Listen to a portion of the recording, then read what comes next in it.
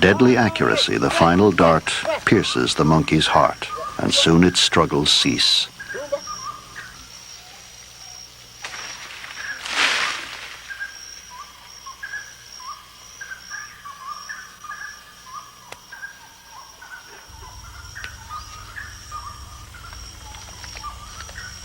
Armed with primitive weapons, the Waodani hunter relies on extraordinary skill and cunning to harvest the bounty of the forest.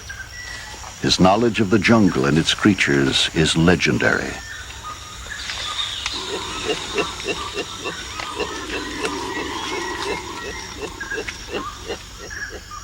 The canopy of the rainforest harbors an abundance of life.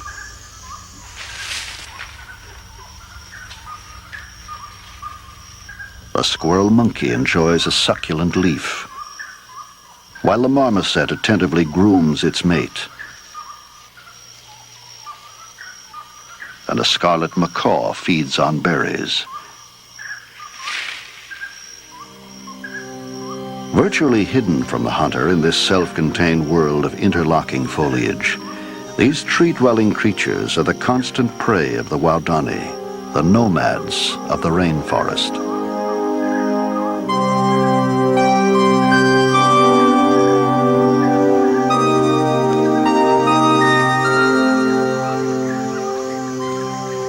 Long considered to be one of the most fierce and hostile tribes in the Amazon, the Waodani have lived in almost total isolation for centuries. The secrets of the Waodani's beliefs, traditions, and nomadic existence have, until recently, remained a mystery to the outside world.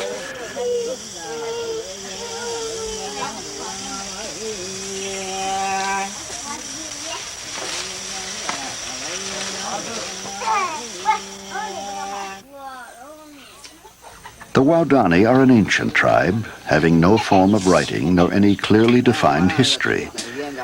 In their society, there are no leaders, no chiefs. Men and women's roles are considered equal.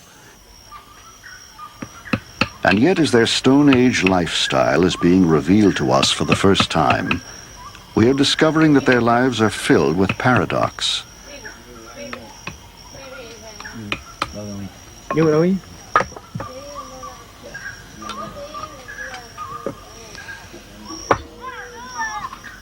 Taught to function effectively as individuals, they demonstrate an extraordinary sense of cooperation. And while historically hostile to those outside the family group, life within it is peaceful and harmonious.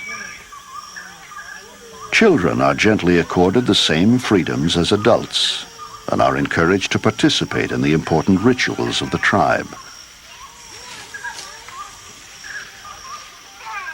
As one of the few remaining Stone Age cultures in the world, the Waodani represent a unique living link to our distant past.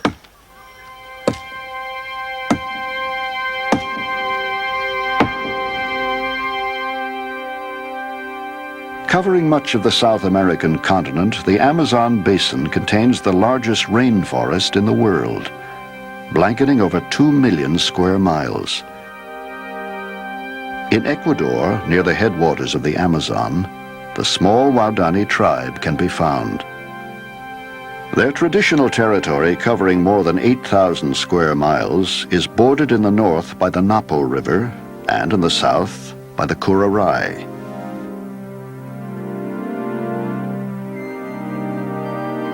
For centuries, the Waodani have fiercely defended their hunting grounds from the Quichua and the Saparoan tribes of the surrounding jungles.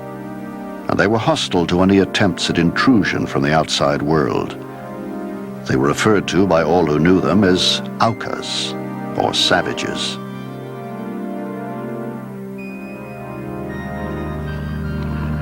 In 1956, their isolation was broken. 5 American missionaries flew deep into Waodani territory, hoping to make peaceful contact with them. On Tuesday, January 3rd, they landed on the banks of the Curaray River. Within a few days, 3 Indians emerged from the undergrowth, a man and 2 women. After exchanging some gifts, they sat down together and had lively conversations, without understanding one another at all.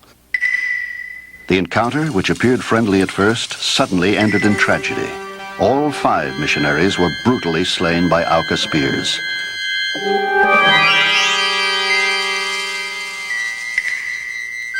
Their camera, recovered from the scene, recorded the last pictures taken before the missionaries' deaths.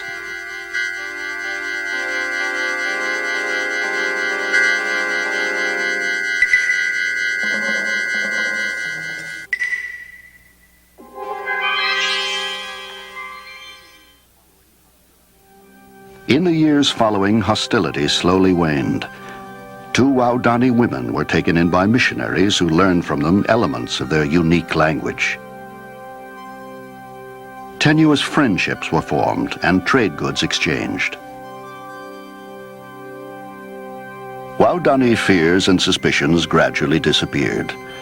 They were given metal pots, beads, and clothing, and eventually their lifestyle changed as they learned to adapt to the ways of the modern world.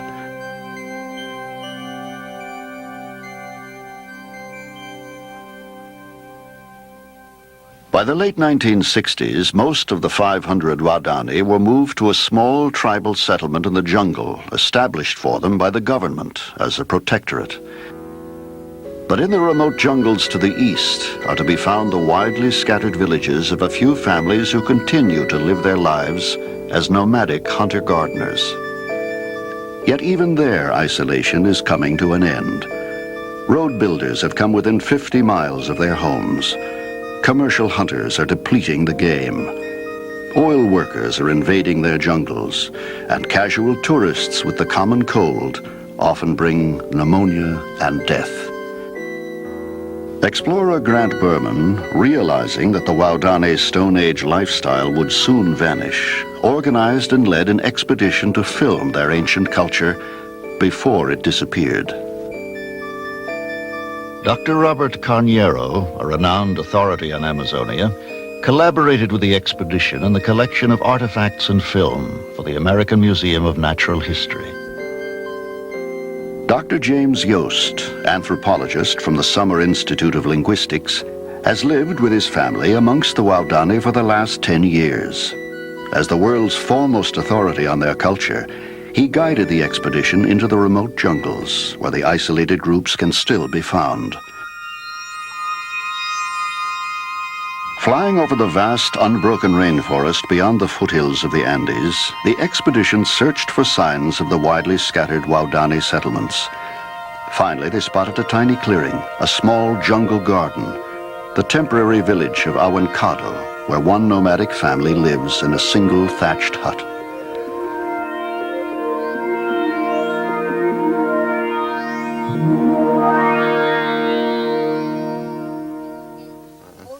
Boogie. Huh? Boogie. Boogie gang. Go. Yapanami. The Waodani are linguistically unique. Their language bears no known relationship to any other in the world. As one of the few outsiders who speaks their language, Dr. Yost was able to record the genealogies of 5 Waodani generations. Dr. Yost recalls, "It was not until I began to collect their life histories that I realized how thoroughly violence had permeated Waodani life. They weren't just hostile to outsiders, they had also been incredibly hostile to each other. I learned that over a period of 5 generations, fully 70% of Waodani males had been killed in spearing raids. Kampati was the oldest male in Awancado. When I interviewed him, he recalled that when he was a young man, every adult male kept his hardwood spears sharpened and ready, not just to hunt game, but to raid neighboring villages.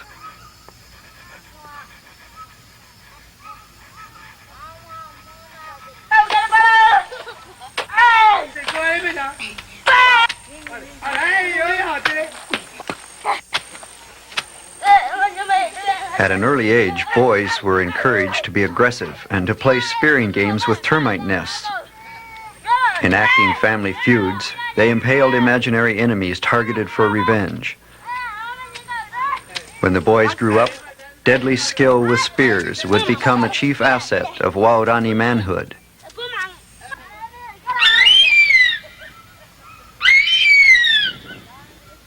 A fierce pet harpy eagle was often tethered nearby. With its acute hearing, it served as a sentry and would scream a warning at the stealthy approach of enemies. Spearing raids have been a brutal reality in Waodani life. The family histories were filled with terrifying memories. It was not until the Waodani understood the message brought by the missionaries that they were able to cease hostilities.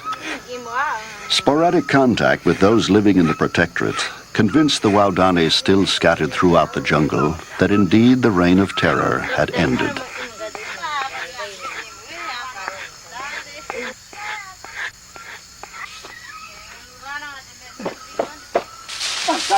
Today, the era of revenge killings is over, and the Waodani use their spears to hunt uda, peccary, the elusive wild boar of the forest.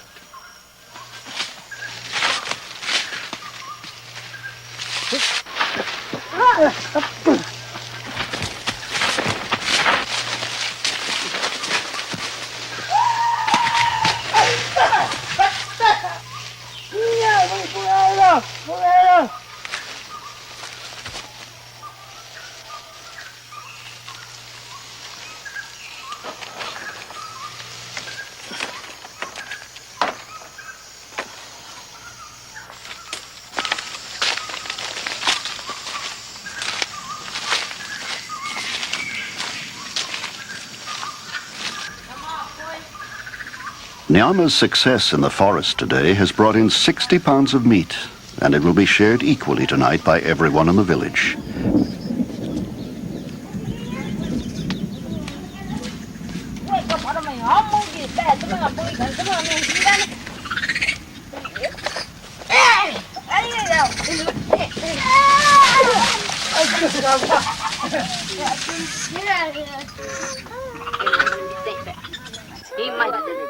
The four related families, each with a cooking fire in the corner of the hut, live in close harmony. The meat from the hunt is divided among all the members of the Nanikabo, the extended family. Everyone gets a share. To the Waodani, sharing with their kin is the most important value in family life. To them it means, I care for you, and I want you to survive.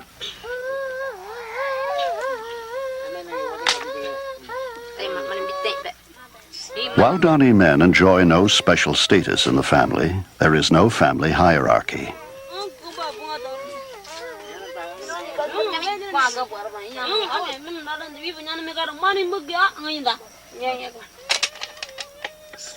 While Nyama's success in hunting has fed the family well today, Kampedi was not as fortunate.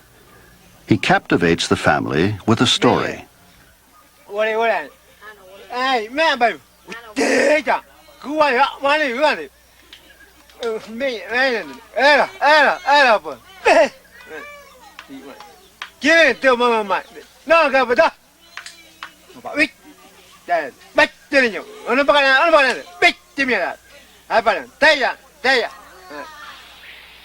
To the Waodani, Minyi, the jaguar, is the most powerful and respected jungle predator.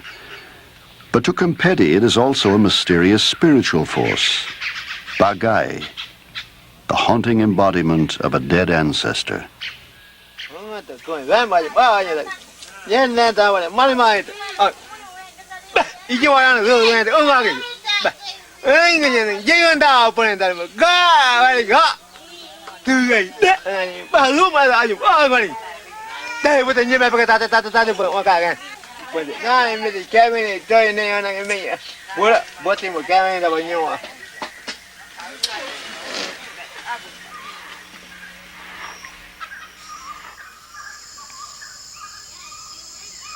As dusk approaches, families gather together in front of the thatched longhouse to groom each other, removing jungle insects acquired during the day's activities.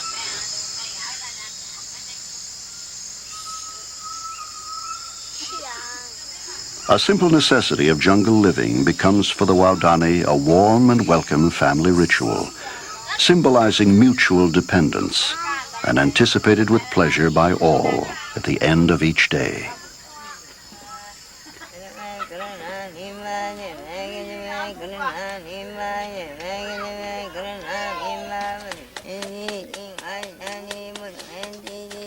As darkness slowly envelops the surrounding forest and the sounds of the jungle come alive, small fires crackle into the night.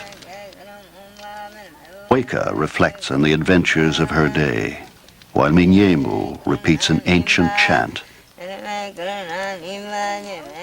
Her songs inspire hope for a fruitful harvest.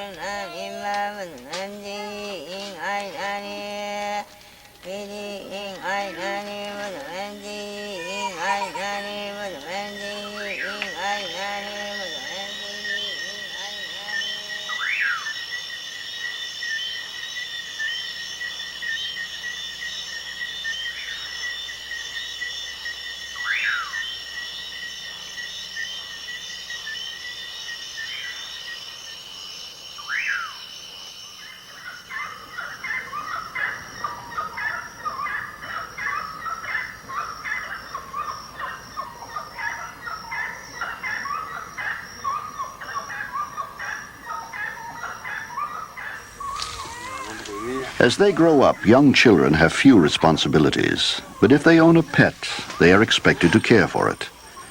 Mipo arrives early each morning with meat for his pet harpy eagle.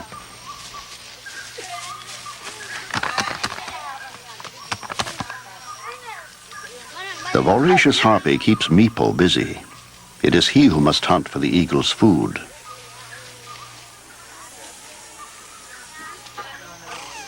The children grow up with no formal education. Learning is spontaneous and unstructured. The wide variety of pets kept in the village provide the children with practical lessons in wildlife. From close association with pets, they learn the calls of many creatures found in the rainforest.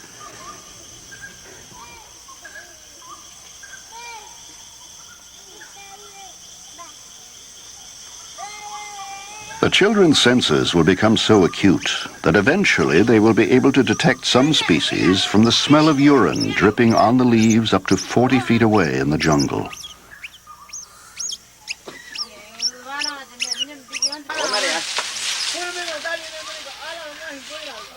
Young boys of 8 or 10 are often allowed to borrow their father's full-size blowgun to go hunting in the forest nearby. Their frequent forays into the jungle test and strengthen their bodies and sharpen their eyes and ears.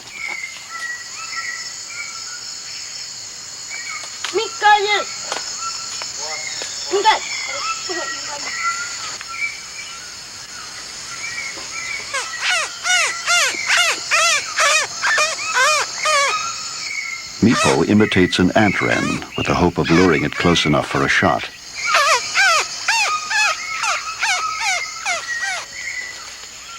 The boys share the use of the blowgun. Competition is completely foreign to them. Spontaneous cooperation is the only way they know.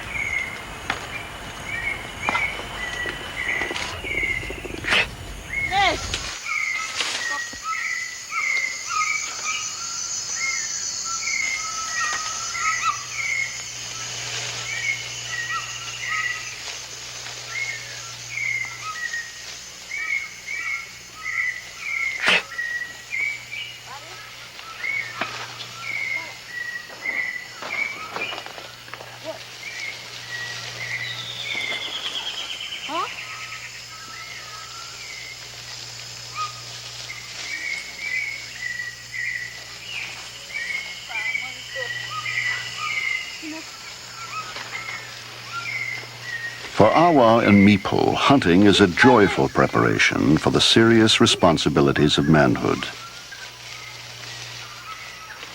Although the boys manage to bring home only one small bird, it will be accepted by their grandmother, Minyimu, as a significant contribution to the cooking pot. It is a symbol of their willingness to share.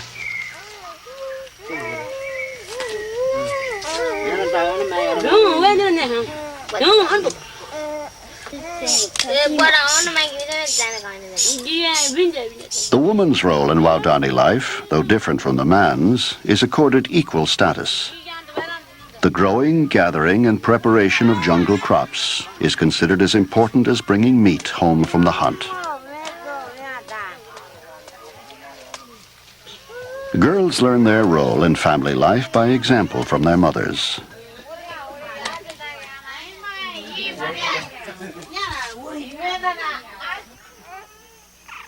Like all young girls, Weka learns the utilitarian crafts of home life informally, from watching and helping older women.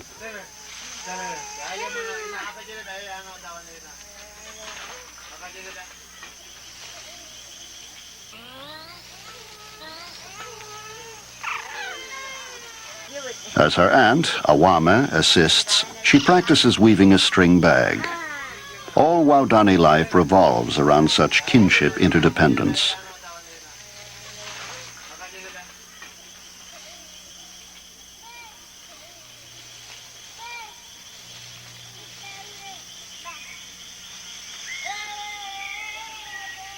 From the dried fronds of the chambira, Kempeti's sister Mima separates broad strips of fiber to be made into string.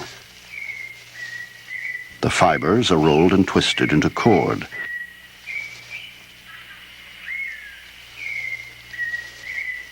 Kuwani will need nearly a mile of string to make an intricately woven hammock for her son. For the nomadic Waodani, such simple possessions are essential. They are light, compact, and easily transported as the family frequently moves off to a new home in the jungle. While living with the Waodani, anthropologist Dr. Joost learned that despite their almost total isolation, some useful implements have found their way into the village. Dr. Joost recalls, Whenever I could, I recorded the older Waodani's childhood memories. Kempeti could remember the days of his youth not so long ago when his people used stone axes.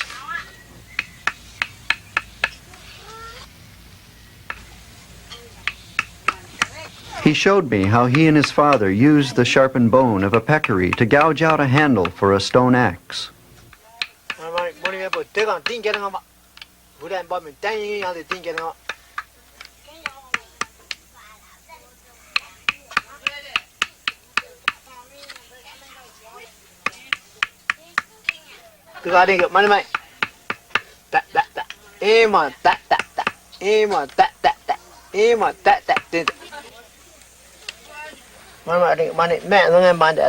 The Waodani made handles for stone axes, but they did not fashion stone blades.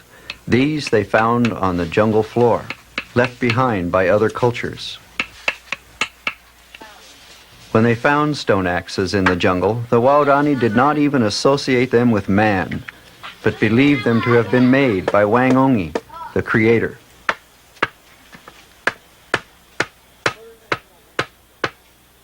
Kempeti carried the stone axe into his garden to demonstrate how effective it had been. Using deliberate, evenly paced strokes, he patiently chopped for almost an hour to cut down one small tree. Felling the forest giants must have been incredibly strenuous work with these meager tools. And yet, the Waodani have no word for work.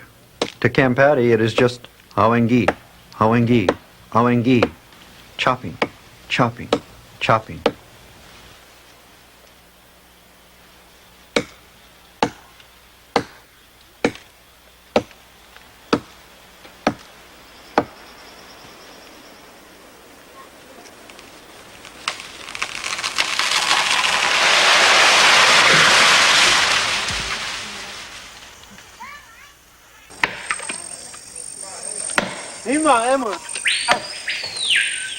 Today, the steel axe is one of the few modern implements Kempeti's people have acquired from the outside world.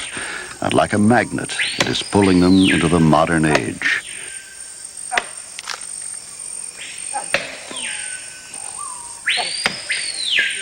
While men chop trees, it is the women who understand the complicated task of gardening.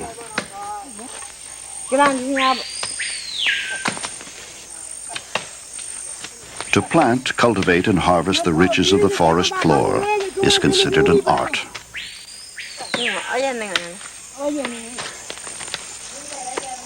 When asked if men ever do gardening, Mima laughed.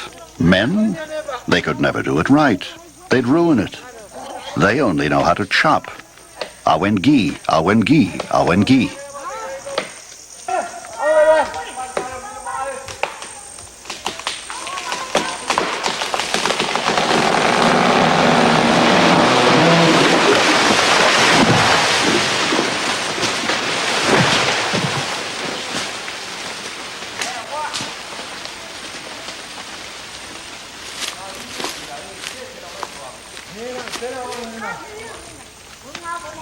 The basic crop of the Waodani garden is manioc, a starchy jungle root. It is part of almost every meal. As the manioc slowly matures, other plants are intercropped in the garden. Peanuts, corn, plantains, sweet potatoes, and yam beans. Thus the Waodani managed to extract a wide variety of crops from a single garden, with a harvest of manioc as their favorite reward.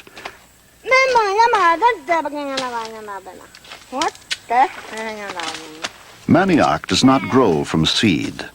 So, as the women harvest the tubers, they also gather the stalks for later planting.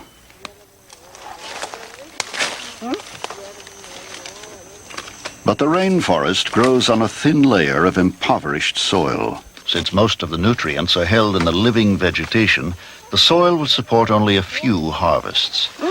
So the Waodani plant a series of gardens, carefully scheduled to mature in sequence. The cycle of planting and harvesting, abandoning the old gardens and moving on to the new, is continuous.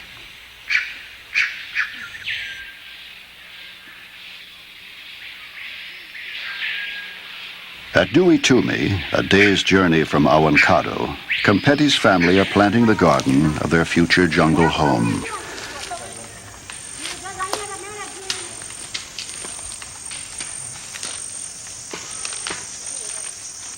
The men leave the large trees standing to shade the women from working in the blazing sun, to protect the soil from the sun and frequent torrential rains. The leaf litter is left undisturbed. When the planting is completed, the last trees are felled.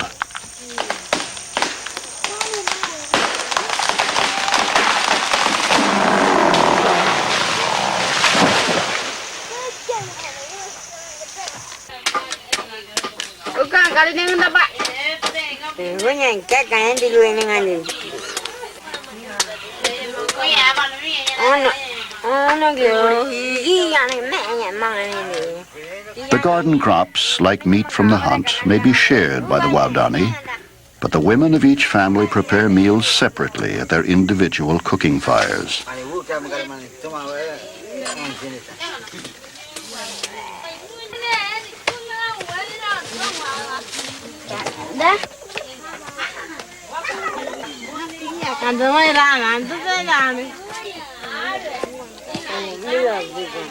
The jungle supports them well.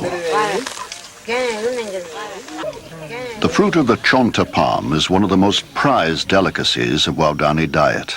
The towering trees bear fruit only once a year, and except for Waodani ingenuity, it would be out of reach. Rings of spiky thorns guard the chonta. The trees are impossible to climb.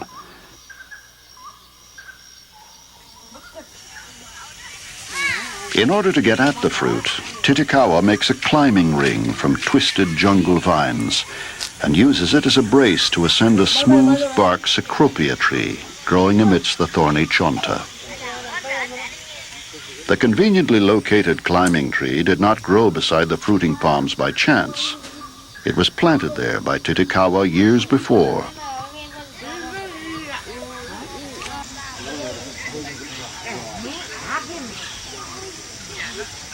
The jungle fruit is so valued by the Waodani that every chonta in the surrounding forest has been claimed. The chonta thus becomes a part of the village kinship system, and the jungle itself a Waodani garden.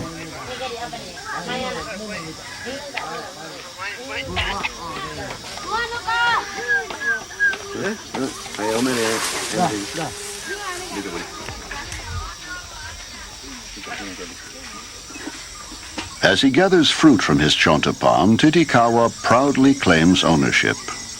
Boto da Ganga, my tree. But its fruit will be shared with the entire village in the traditional Waodani way.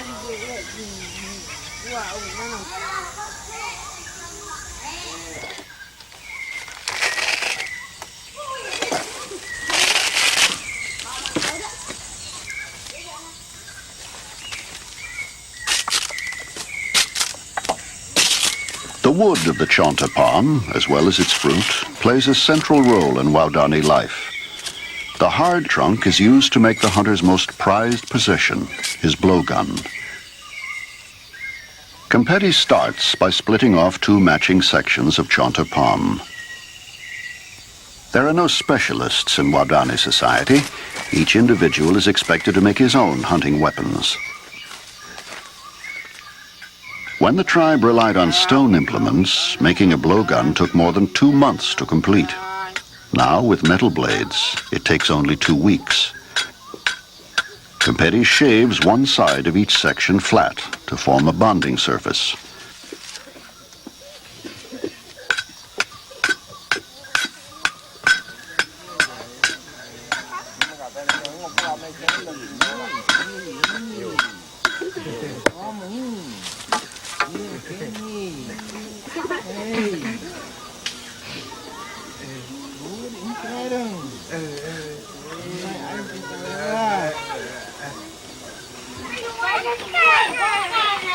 The chonta staves are softened by heating them carefully over a fire. Using the notch of a tree stump, Competi gently applies pressure to straighten the warm and supple wood.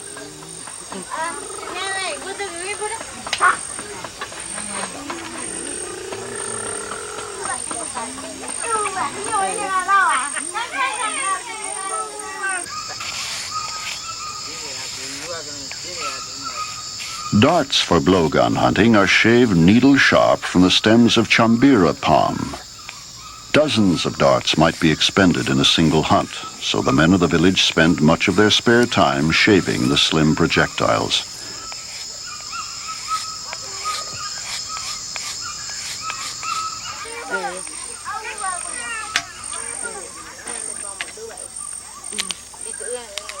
The twin halves of the blowgun are each grooved separately with a broken machete blade. Competi cuts patiently, aligning a narrow groove by eye. Each groove must be perfectly straight and perfectly matched to its mate.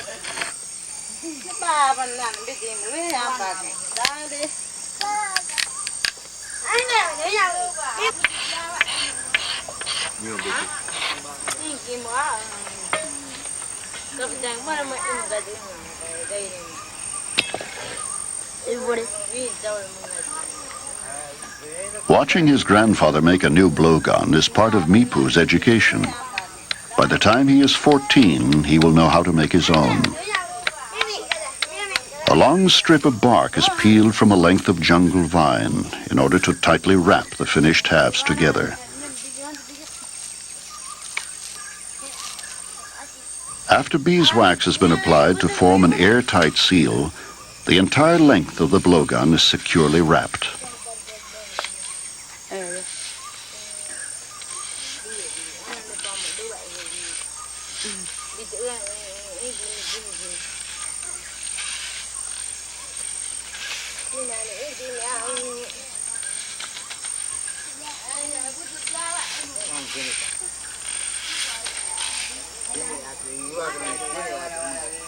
Using water as a lubricant and ever finer grades of sand and clay as an abrasive, Competi reams the bore of his blowgun and polishes it to a fine sheen. His attention to detail is meticulous.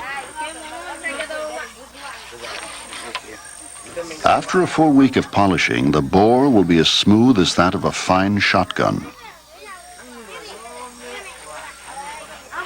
Unlike other Amazon tribes that have developed snares and traps of many kinds, the Waodani rely solely on spears and the blowgun to harvest the bounty of the forest.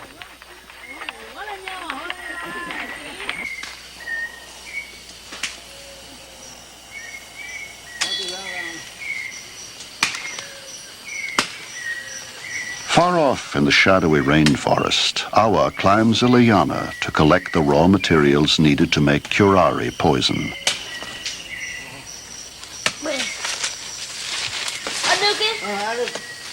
His uncle, Titikawa, spotted this special vine a month ago while on a hunt.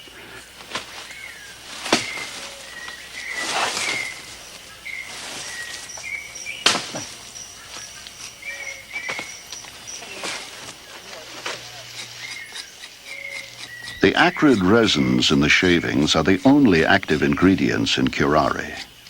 How the Indians discovered its deadly effects is a mystery. Even concentrated curare becomes deadly only if it enters the bloodstream. Yet it has been used in blowgunning for hundreds of years.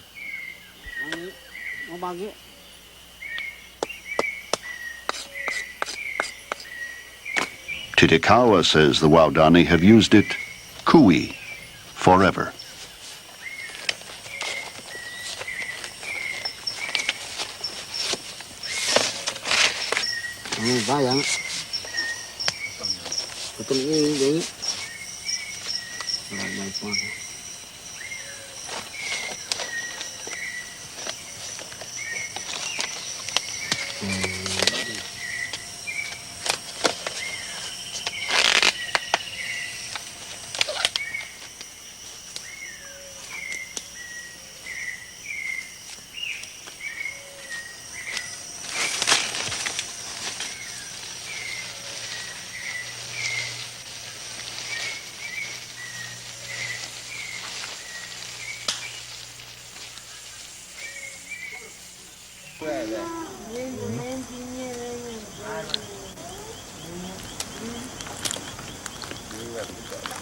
The top of the bundle of palm is chopped off and becomes a funnel. When water is poured through the shavings, it leaches out the resins, and the funnel becomes a poison percolator.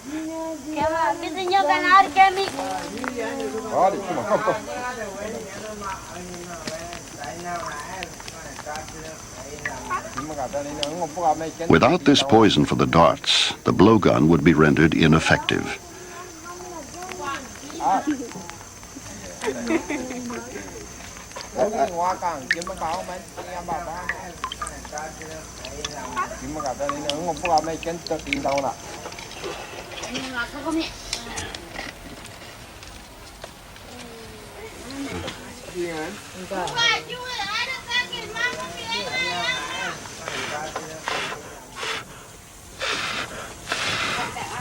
The liquid is then heated to a boil, thickened, and concentrated.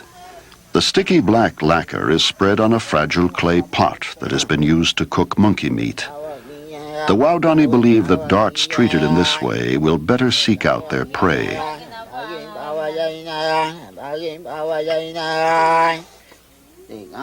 This ritual is an integral part of Waodani belief. Titikawa hopes to enhance the poison's strength by singing a hunting song.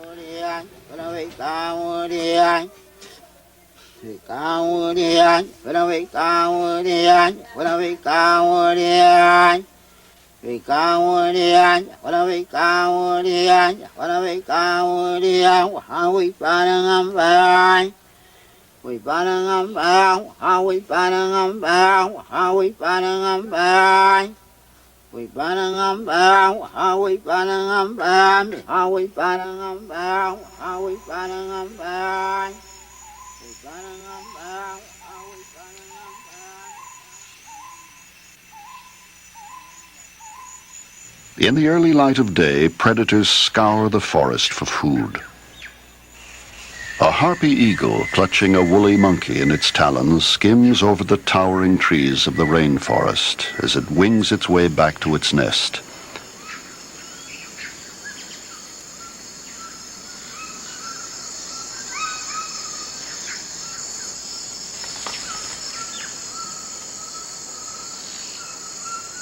The harpy is a competitor of the Waodani for birds and monkeys.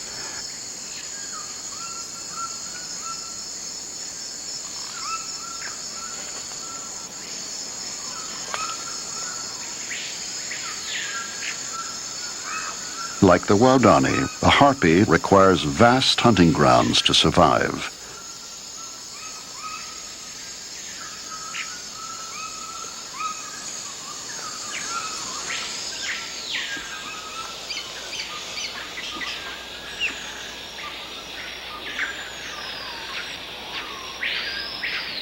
The lush and humid upper layer of the snake-infested rainforest is the bountiful hunting ground of the Waodani.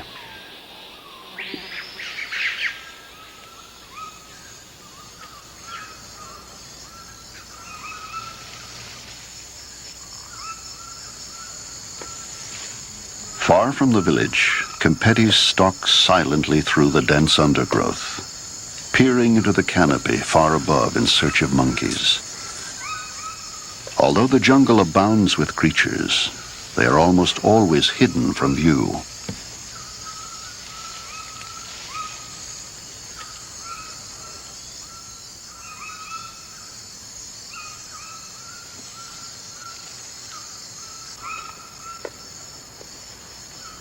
An emerald tree boa lurks ominously overhead.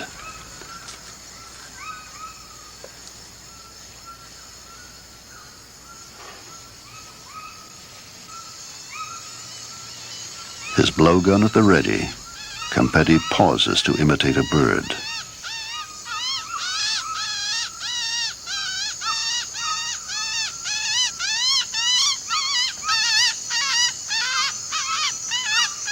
Because the araceli is busily feeding on berries, Kempeti is unable to lure it close enough for a shot.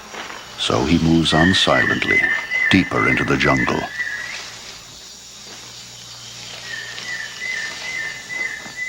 Disturbed by a movement, a deadly coral snake emerges from underneath the leaf litter to investigate.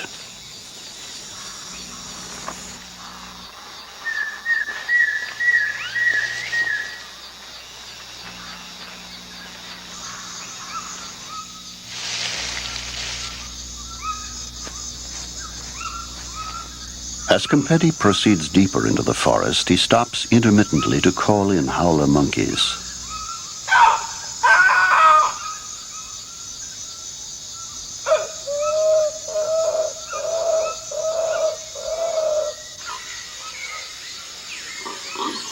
From high in the canopy comes a reply.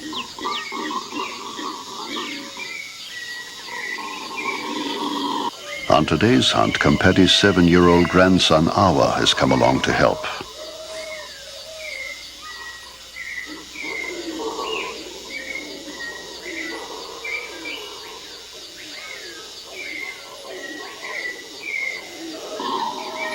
In the canopy, almost 120 feet above the jungle floor, the shadowy forms of 2 howlers come into view.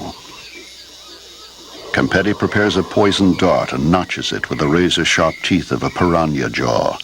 If the monkey tries to pull out the dart, the poison tip will break off, remaining in the wound to do its deadly work.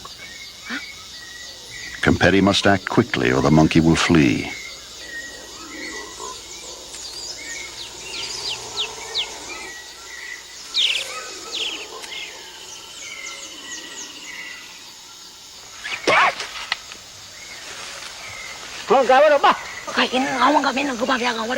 A single leaf deflects the dart, and he must try again.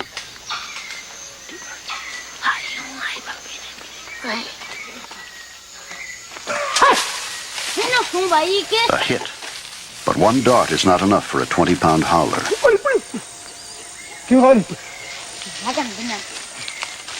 Awa and Kempeti must now pursue the wounded monkey as it flees through the canopy more than 10 stories above.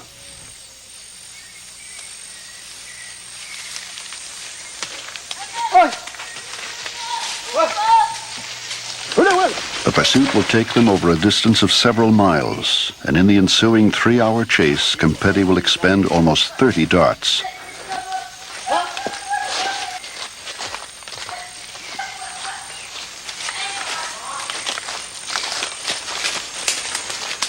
Partially paralyzed, the howler takes refuge in the fork of a tree.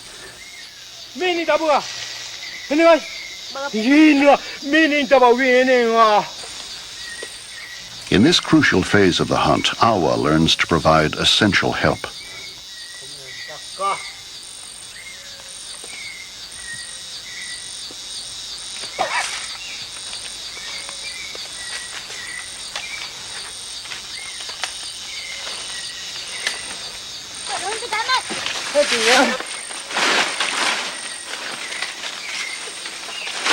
By now the monkey has been hit 3 times. It is beginning to slow down and is easier to follow.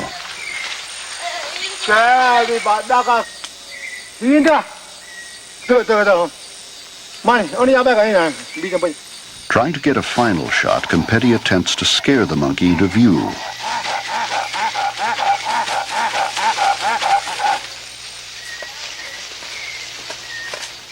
Shot! Shot!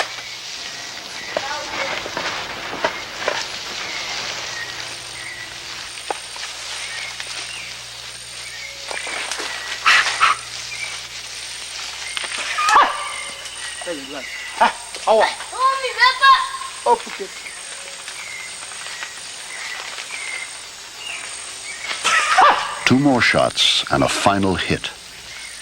The dying monkey, almost completely immobilized, still clings stubbornly to the branches above. Campeti, almost 60 years old, must now climb 100 feet into the canopy to retrieve his dying prey.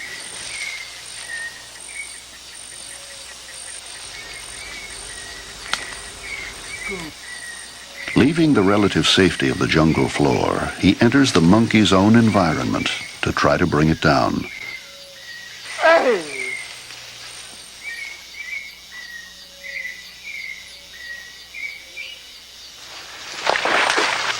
The howler, by now unconscious, is wedged between 2 branches, and Campeti must precariously cross over to its refuge to dislodge it.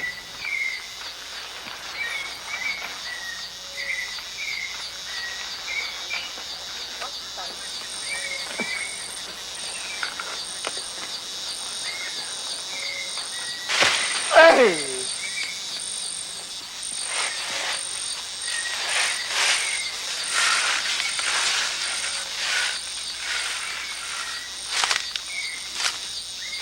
On today's hunt, Campeti has had to climb 11 trees, each over 100 feet tall, all for just one 20-pound monkey.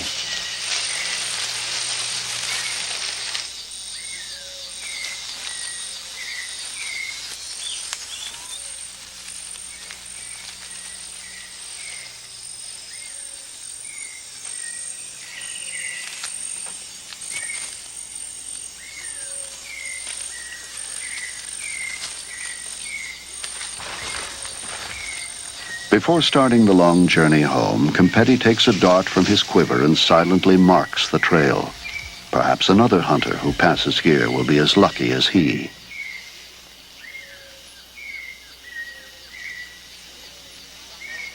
Campeti, wearily returning home with his meager reward, tells Awa that the monkeys are getting scarce. We had to go too far today. Perhaps it is time to move on to a new place. To Duitumi.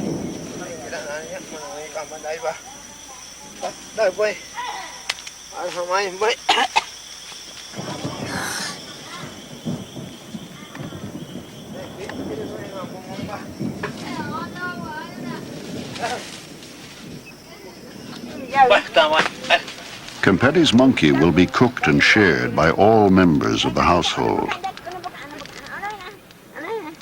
Other hunters have returned tonight with no meat at all. The portions will be small, but everyone will get a reassuring share.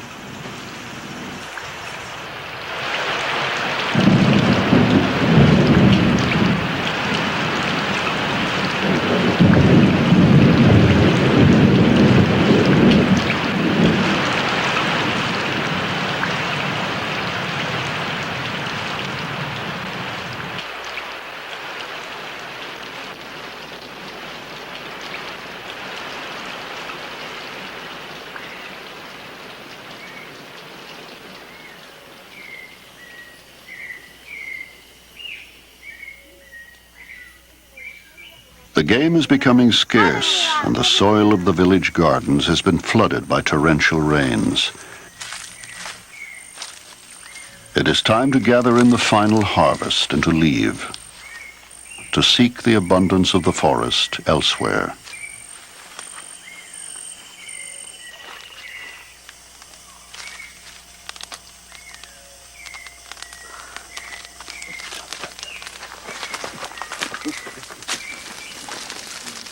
Before he leaves, Kempedi ritually sets fire to his house, as his ancestors have done for thousands of years. It has been a center of family life for an abundant season of hunting and harvest. But the house is temporary. As with most of their possessions, it is easily replaced.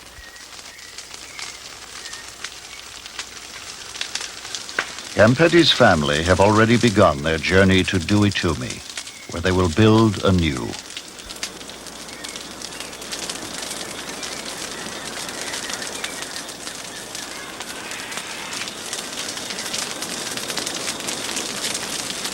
As Kempedi prepares to leave, he anticipates his future hunting ground, confident that game will be there. He understands the fragile balance of life in the rainforest and expects his nomadic ways to assure a continuous supply of food.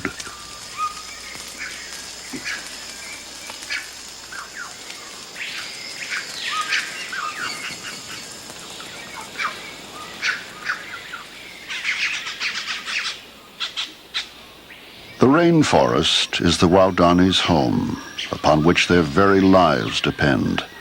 But the resources of the jungle are being exploited by the modern world. Rainforests are disappearing at an alarming rate.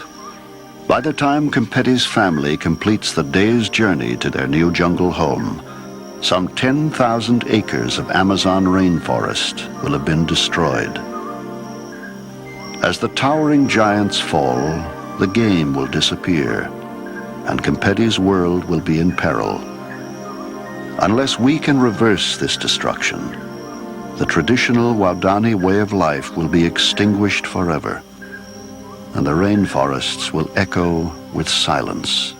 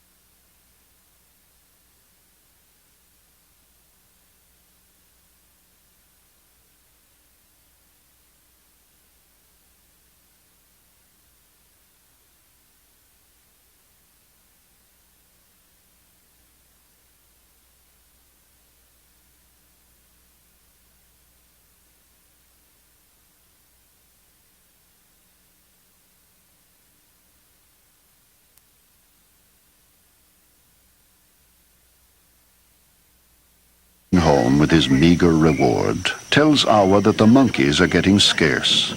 We had to go too far today. Perhaps it is time to move on to a new place, to Duitumi.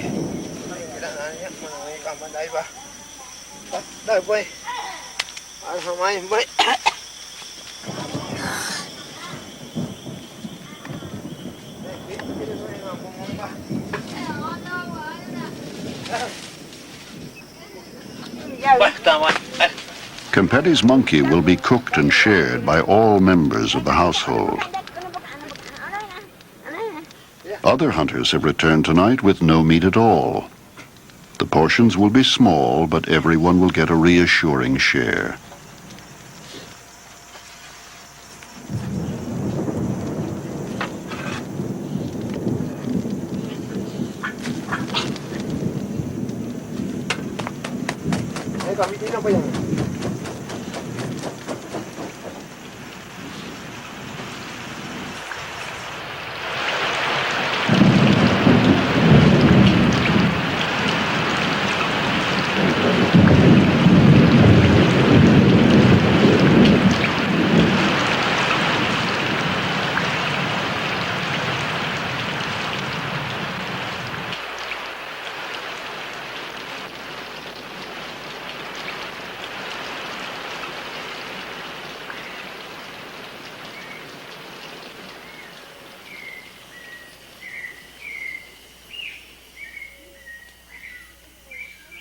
The game is becoming scarce, and the soil of the village gardens has been flooded by torrential rains. It is time to gather in the final harvest and to leave, to seek the abundance of the forest elsewhere.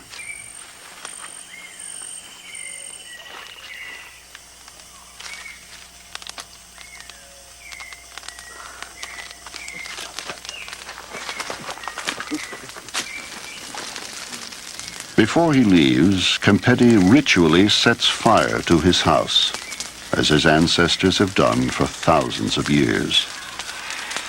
It has been a center of family life for an abundant season of hunting and harvest.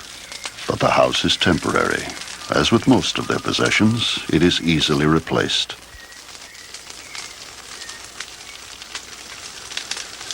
Kempeti's family have already begun their journey to Duitumi, where they will build anew.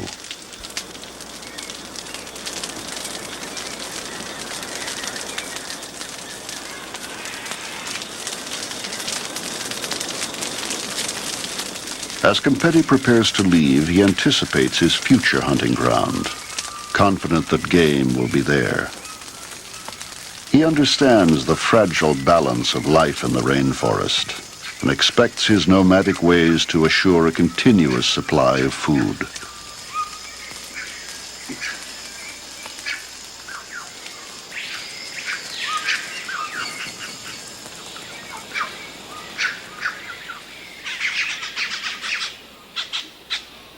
The rainforest is the Waodani's home, upon which their very lives depend. But the resources of the jungle are being exploited by the modern world. Rainforests are disappearing at an alarming rate. By the time Kempeti's family completes the day's journey to their new jungle home, some 10,000 acres of Amazon rainforest will have been destroyed.